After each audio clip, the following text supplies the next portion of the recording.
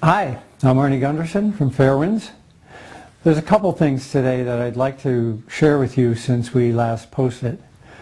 The first is a comment that was out on Russia Today and several other internet blogs discussing the possibility of cracks and smoke and steam coming out of the ground at Fukushima. What they're claiming to have occurred is that the nuclear core has melted through the containment and is now in the groundwater. I was asked by Russia Today to comment on that, and I declined. I just don't think there's enough good solid engineering data to either support or refute it. It may be happening, but I didn't think there was enough engineering data yet to make any conclusive remarks about it. But it's interesting, the sensational issue of steam coming out of the ground has actually clouded much more important issues which can be substantiated. The first of those was another report that came out last week from California. A group of scientists detected sulfur, radioactive sulfur-35 in the atmosphere. And it occurred back in March, about 2 weeks after the Fukushima accident began. The press focused on the fact that radioactive sulfur was detected in California, but the report held something that was much more important than that didn't make the news. And that's, how did that sulfur get created? Well, let's go back across the Pacific now to Fukushima. And it turns out that when salt water is hit by neutrons, it creates sulfur. Now, on the nucleus of a sodium atom in salt water hits a neutron and it becomes a different atom called sulfur. That's the mechanics of it. But what the report showed is that 400 billion neutrons in a square meter were required in order to make the amount of sulfur that was detected in California. That's an enormous number of neutrons. And no one asked, where did they come from? I think the report from last week substantiates what I told you back on April 3rd. And way back then, there was enough evidence to indicate that the reactors hadn't really completely shut down at Fukushima. Remember, when the tsunami hit, the reactors had been shut down for about an hour. The control rods had fallen into them and shut down all of the chain reactions. But it seemed like there were recurring chain reactions after that. And I think this new data from California substantiates what I had been telling you back in April. There were ongoing criticalities after the unit shut down. The next thing that's important also occurred about 2 weeks ago. There was a meeting at the Nuclear Regulatory Commission where the NRC staff briefed the commissioners about what had gone on at Fukushima. Now, we've posted the link to that on the side of the video here. But what the NRC staff told them in about the first 60 pages of transcript is that the nuclear fuel pools at Fukushima had not experienced much problem. Well, someone called in, there was a call-in line, and asked a very important question, and I'd like to read that to you now.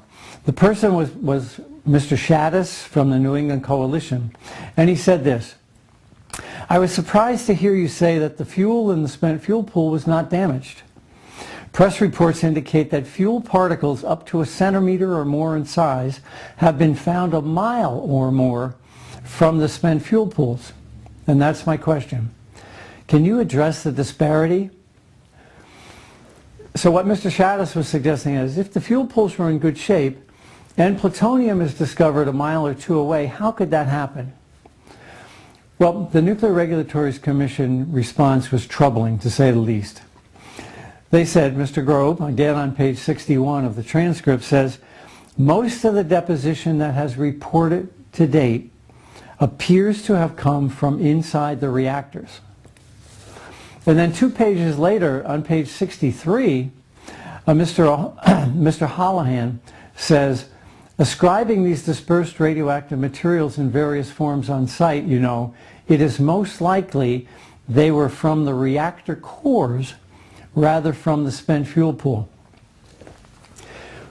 To my mind, that's more troubling than the hypothesis that the nuclear fuel pools released this plutonium.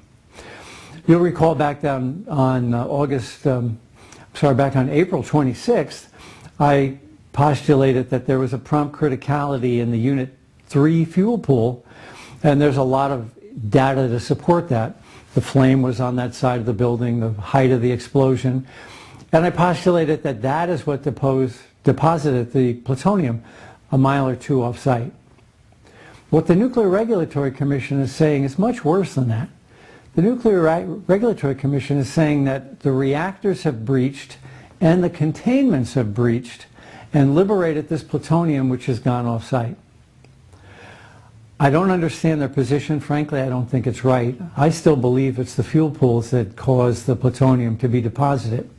But if I'm wrong and it's not the fuel pools, in fact, the position of the Nuclear Regulatory Commission is much worse.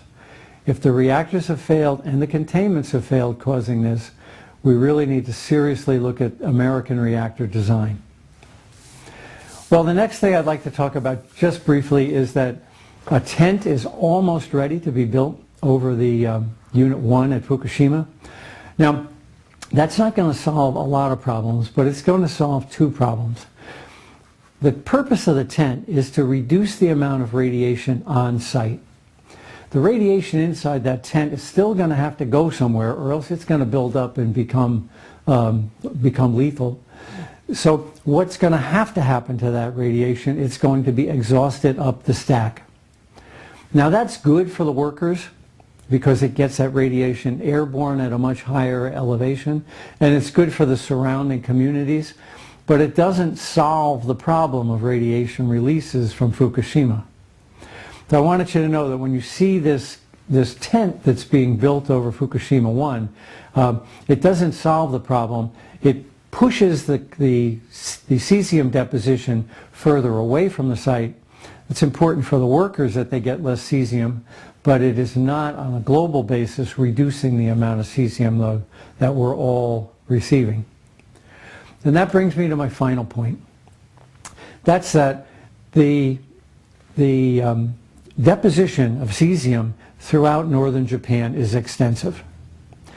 Now, the Japanese are allowing that material to be burned if the concentration of radioactivity on anything that's radioactive is less than 8,000 becquerels per kilogram. What that means is 2 pounds, about a kilogram, can be disintegrating at 8,000 disintegrations every second, and the Japanese are allowing that to be burned. Here in the United States, that would be considered radioactive waste and would have to be disposed of underground for thousands of years. But as long as it's less than 8,000 disintegrations per second, the Japanese are allowing that to be burned. Not only that, and this is actually more disconcerting, they're allowing blending. So if one sample had 24,000 disintegrations per second and another 2 had none, they combine those so that the 3 on average have 8,000 disintegrations per second and they're allowed to be burned. Well, that has lots of serious ramifications. First off, it's basically the material that's already come out of Fukushima and is on the ground is now going airborne again, deliberately. So the towns around and areas around schools, school playgrounds that have been cleaned up from Fukushima are now getting cesium redeposited on them by the burning of the material.